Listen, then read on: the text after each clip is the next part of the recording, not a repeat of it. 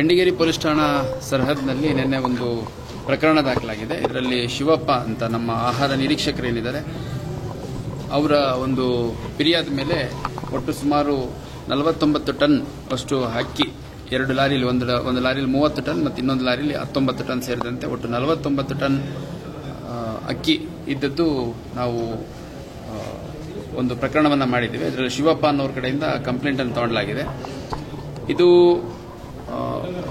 ಹುಬ್ಬಳ್ಳಿ ದಕ್ಷಿಣ ಭಾಗಕ್ಕೆ, ಅಂದರೆ ಏನು ಹಾವೇರಿ ಆ ಭಾಗ, ಹಾವೇರಿ ಮತ್ತು ಬೇರೆ ಬೇರೆ ತಾಲೂಕುಗಳಿಂದ ಕಲೆಕ್ಟ್ ಮಾಡ್ಕೊಂಡ್ಬಿಟ್ಟು ಇದೇನು ನಮ್ಮ PDS ರೈಸ್ ಏನಿದೆ, ಅನ್ನಭಾಗ್ಯದ ರೈಸ್ ಏನಿದೆ, ಇದನ್ನು ಕದ್ದಿರೋ ಸಾಧ್ಯತೆ ಇದೆ ಅನ್ನುವಂಥದ್ದು ಪ್ರಾಥಮಿಕವಾಗಿ ನಮಗೆ ನೀಡಲಾಗಿರುವಂಥ ಕಂಪ್ಲೇಂಟಲ್ಲಿ ತಿಳಿದು ಬಂದಿದೆ. ಈ ಲಾರಿಗಳು ಮತ್ತು ಲಾರಿ ಜೊತೆ ಇದ್ದಂಥ ಆರೋಪಿಗಳೇನಿದ್ದಾರೆ ಇವರೆಲ್ಲ ಗುಜರಾತ್ ಮೂಲದವರು ಇದ್ರು ಅನ್ನೋಂಥದ್ದು ತಿಳಿದು ಬಂದಿದೆ.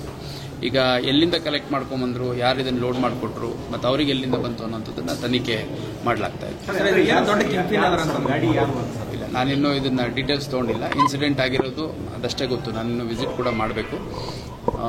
ಯಾರು ಏನು ಯಾರೇ ಇರಲಿ ಅದನ್ನು ಕ್ರಮ ತಗೊಳ್ಳಿಕ್ಕೆ ನಾವು ನಮ್ಮ ಅಧಿಕಾರಿಗಳಿಗೆ ಹೇಳ್ತೀವಿ. ನಂಗೆ ಗೊತ್ತಿಲ್ಲ ಯಾರ ಕಡೆಯಿಂದ ಅಂತಂದು. ಇವೇನು ಆರೋಪಿಗಳನ್ನ ಇಂಟ್ರಾಗೇಷನ್ ಮಾಡಬೇಕು,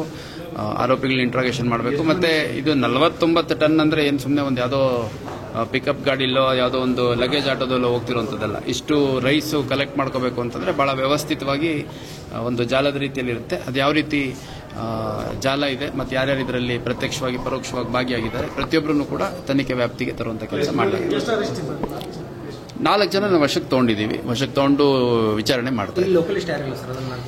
4 ಜನದ್ದು ಕೂಡ ಭರತ್ ಚಾವ್ಡಾ, ರಾಜು ಚಾವ್ಡಾ, ಅಂದಾಬಾಯಿ ವಕಾದಾರ್ ಮತ್ತು ಜೈರಾಮ್ ಉಗ್ರೇಜಾ ಅಂತ 4 ಜನ ಗುಜರಾತ್ ರಾಜ್ಯದವರಿದ್ದಾರೆ.